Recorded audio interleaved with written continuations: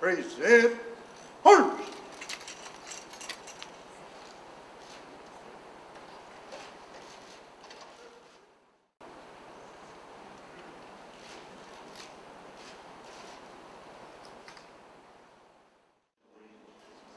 I pledge allegiance to the flag of the United States of America and to the republic for which it stands, one nation under God, indivisible, with liberty and justice for all.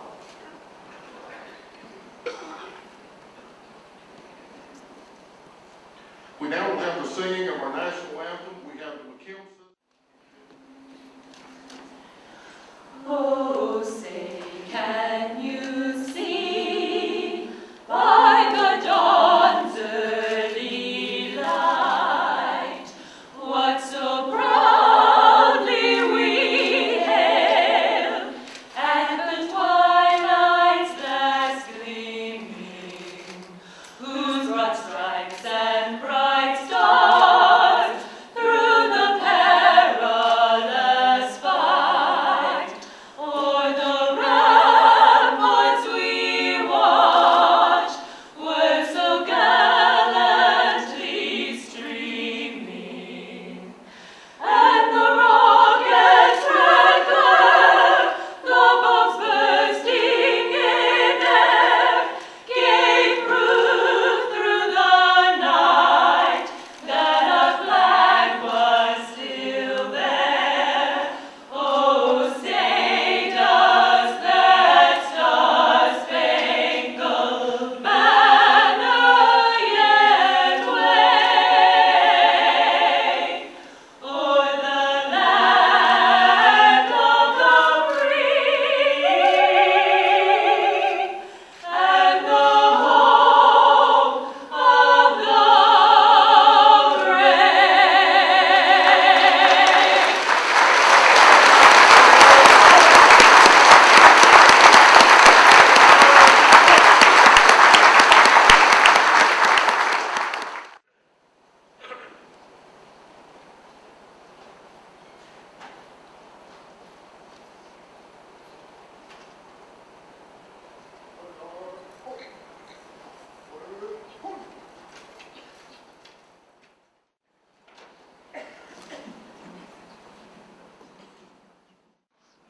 Now I'd like to bring someone back to the podium for the introduction of our very special guest tonight, the Honorable Charles Taylor.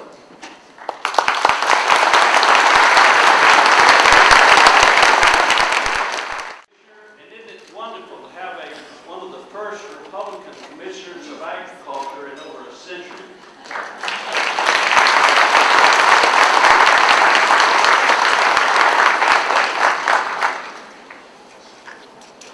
I appreciate you coming. Thank you very much.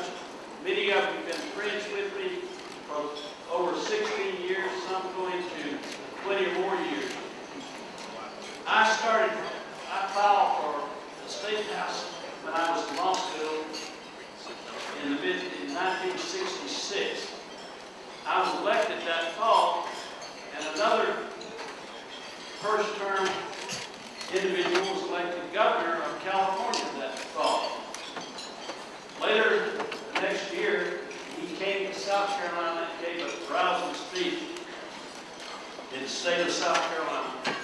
And we became acquainted over the years in the 70s, 80s, and when I ran for Congress, President Ronald Reagan invited me to the White House, and we took the picture that's on the program that we have, and he did a great deal more film work with us for the campaign.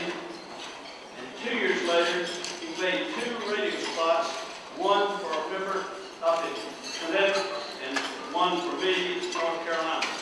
I was deeply honored to know President Ronald F. Reagan.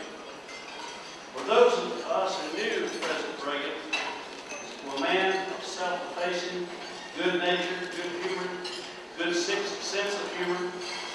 We're reminded of Governor Huckabee. President Reagan was a leader who used goodwill and common sense to guide the state while he was the governor of California for 8 years through the 60s and early 70s, and in some of the trying times of the late 60s and early 70s. He had Governor Huckabee, when he was elected lieutenant governor, did not know that he was going to have to replace a governor who had to resign during the Clinton scandals in Arkansas, and Governor Huckabee became governor and served 2 terms as the governor of Arkansas. President Reagan took office in 1981 at a time when the economy was as bleak as we had had since the Great Depression. He took office at a time when our enemies were numerous and hope was not given for much success for hostages in Iran or other fronts. He took that and courage, common sense, and the ability to communicate with the American people and keep his word. He brought us from a time with tax cuts and other activities to a time when we brought the economy back to one of the strongest economies the country has seen. It lasted well into the 90s. And the dollar that was weak in the 1980s to the point that it came by 1985, it was one of the strongest currencies. In fact, the first time in history that the dollar was equal to a pound, 1 to 1. We were able to go through those tough times with someone, as I said, who could communicate and had the courage to make statements and follow through. I believe that Governor Mike Huckabee is much the same as Ronald Reagan. He is.